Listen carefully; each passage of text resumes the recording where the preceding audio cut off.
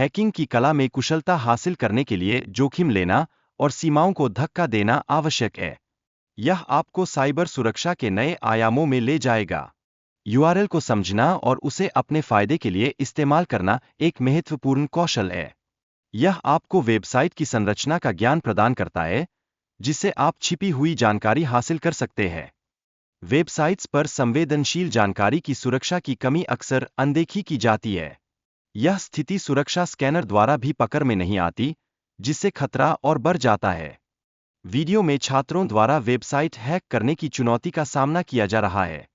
यह प्रक्रिया उन्हें वास्तविक समय में साइबर सुरक्षा के पहलुओं को समझने का मौका देती है। सीईओ के ईमेल से यह स्पष्ट होता है कि संवेदनशील जानकारी कैसे लीक हो रही है और इसके संरक्षण के लिए क्या कदम उठाए जा सकते हैं।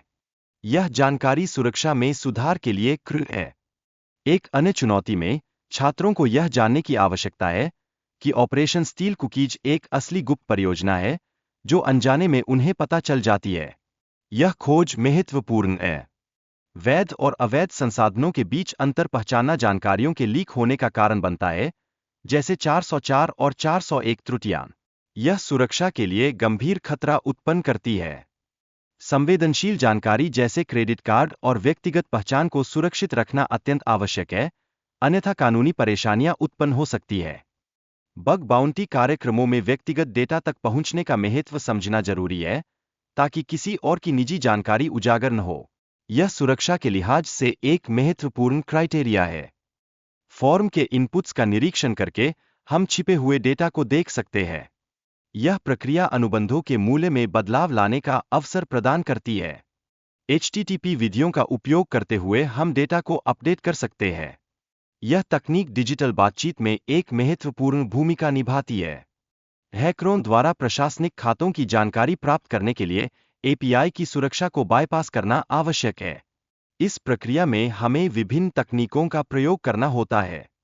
हमने एडमिन आईडी को बदलकर और उनके ईमेल को डालकर फॉर्म को संशोधित किया। यह कदम अत्यंत महत्वपूर्ण है, क्योंकि इससे हमें एडमिन का नियंत्रण प्राप्त होता है। फॉर्म में एक्सेस टोकन को बदलकर हम एडमिन अकाउंट की सेटिंग्स को अपने अनुसार बदल सकते हैं।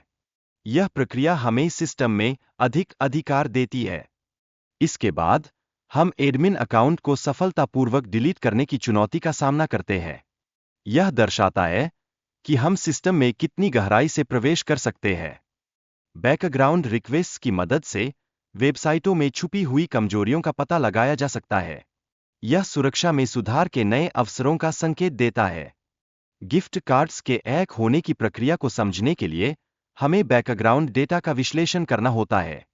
यह कंपनियों के लिए आर्थिक चुनौतियां उत्पन्न कर सकता है। सीईओ के फोन नंबर की लीकिंग के मामले में छिपी हुई जानकारी को खोजना महत्वपूर्ण होता है। इससे कंपनियों को संभावित नुकसान से बचने में सहायता मिलती है। बर्प सूट कम्युनिटी संस्करण को कैसे स्थापित करें और प्रारंभ करें, इस पर विस्तृत जानकारी दी गई है। यह एक मुफ्त संस्करण है, जो शुरुआती के लिए बेहद उपयोगी है। प्रॉक्सी टैब का चयन करके अनुरोधों को इंटरसेप्ट करना और उनमें बदलाव करना सिखाया गया है। यह प्रक्रिया आपको नेटवर्क गतिविधियों को नियंत्रण में रखने में मदद करती है। गेट और पोस्ट अनुरोधों को कैसे संशोधित करें, इस पर चर्चा की गई है। यह जानकारी आपको डेटा को प्रभावी ढंग से भेजने और प्राप्त करने में सहायक होती है। इस वीडियो में दिखाया गया है कि कैसे हमलावर छिपे हुए बैकग्राउंड अनुरोधों का इस्तेमाल करके डेटा को चुरा सकते हैं।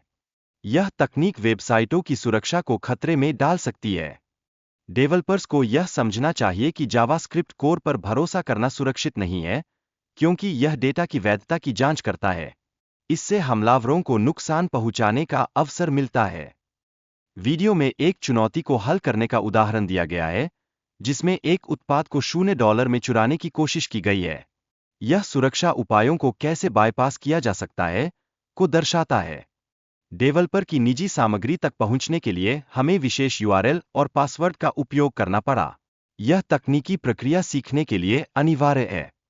सही ऑथराइजेशन हेडर भेजना आवश्यक था ताकि API से वैध टोकन की पुष्टि हो सके। यह सुरक्षा के दृष्टिकोण से एक महत्वपूर्ण पहलू है। इस कोर्स में 9 कोर हैकिंग के माध्यम से सीखने का उत्साह बढ़ाने का प्रयास किया गया है। यह अनुभव उपयोगकर्ताओं के लिए ज्ञानवर्धक और मनोरंजक रहा।